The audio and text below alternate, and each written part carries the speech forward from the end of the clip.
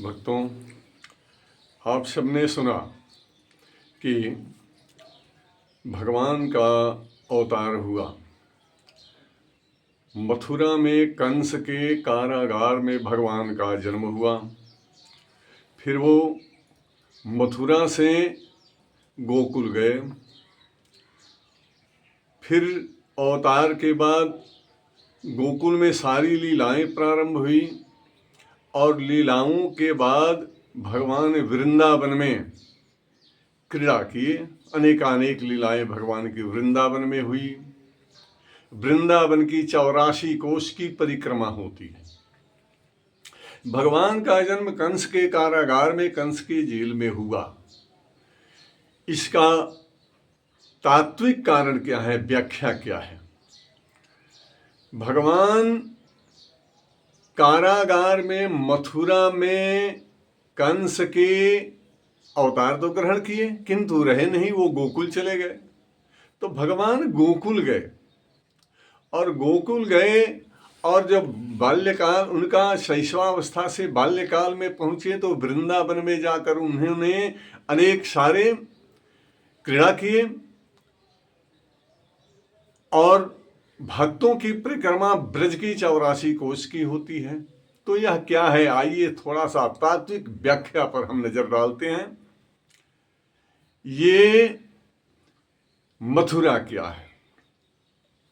तो मथुरा, यह मन ही मथुरा है। सूक्ष्म दृष्टि से इसका श्रवण करेंगे आप। मथुरा क्या है? तो यह मन ही मथुरा है। जीव का मन ही मथुरा है और इंद्रियां ही गोकुल है। मन ही मथुरा है, इंद्रियां ही गोकुल है और हृदय ही वृंदावन है। और 84 कोस की परिक्रमा, पूरे ब्रज की परिक्रमा भक्तगण 84 कोस की करते हैं। तो 84 लाख योनियों की परिक्रमा ही 84 कोस की ब्रज परिक्रमा है। भगवान कंस के कारागार में, जेल में अवतार तो लिए, लेकिन रहे नहीं। इसका क्या कारण है भाई? क्यों नहीं रहे? वो गोकुल चले गए, फिर वृंदावन। इसका तात्विक व्याख्या क्या है? तो भगवान अवतार ग्रहण करते हैं। आपने सुना कि मथुरा क्या है? यह मन ही मथुरा है। तो मन रूपी मथुरा में भगवान अवतार तक ग्रहण करते हैं, अर्थात हमारे और आपके मन में भगवान बसते तो हैं, लेकिन इसमें पाप रूपी कंस पहले से बैठा हुआ है। कंस मतलब पाप। कंस का अर्थ क्या होता है? पाप। मन में पहले से ही अगर पाप हो तो वहां भगवान रुकते नहीं हैं, वहां से भगवान हट जाते हैं, दूसरी जगह चले जाते हैं। जहां पुण्य होता है, जहां पवित्र हृदय होता है, जहां पवित्र दिल होता है, भगवान वहां चले जाते हैं।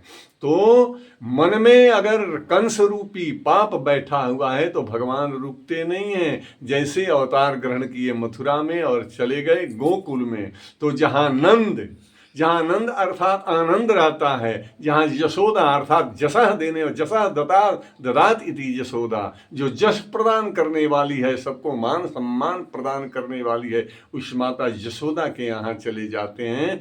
और यहाँ से जहाँ पाप रूपी कंस बैठा है वहाँ से भगवान दूर हो जाते हैं।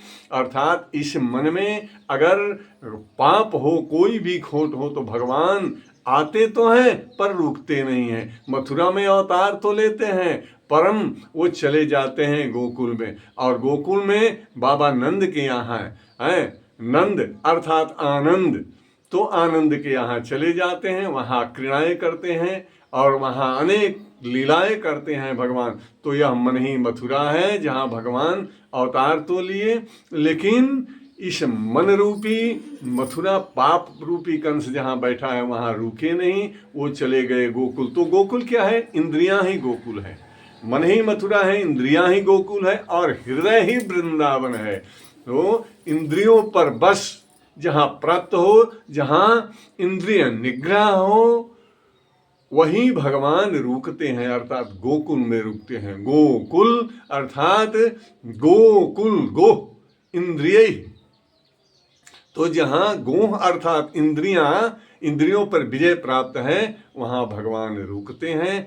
और यह हृदय ही वृंदावन है, अर्थात इंद्रियों पर जब विजय प्राप्त होगा, इंद्रियों पर व्यक्ति का वश प्राप्त होगा, तो हृदय में भगवान प्रविष्ट होते हैं, हृदय में प्रवेश करते हैं, हृदय रूपी वृंदावन में प्रवेश करते हैं। जैसे वृंदावन में भगवान ने अनेकानेक लीलाएं की, इसलिए हृदय रूपी वृंदावन में प्रवेश करते हैं, भगवान रहते हैं। अर्थात सबके दिल में जिनका हृदय पवित्र हो, भगवान उसी पवित्र हृदय में रहते हैं। हृदय ही वृंदावन है, तो मन ही मथुरा, इंद्रियां ही गोकुल, हृदय ही वृंदावन है। और 84 लाख योनियों की परिक्रमा, अर्थात ब्रज की परिक्रमा 84 कोष की होती है। तो 84 लाख योनियों में जीव का भ्रमण ही, एक योनि से दूसरे तीसरे से चौथे योनि में जाना ही, जीव का जन्म लेना ही 84 कोष की ब्रज परिक्रमा है। इसलिए इस तात्विक व्याख्या को भूले नहीं। मैं आचार्य श्रीकांत चौबे कोकिल आपको भागवत कथा सुना रहा हूँ। अधिक से अधिक लाइक करें, शेयर करें भगवान की कथा को। बोलिए सियावर रामचंद्र की।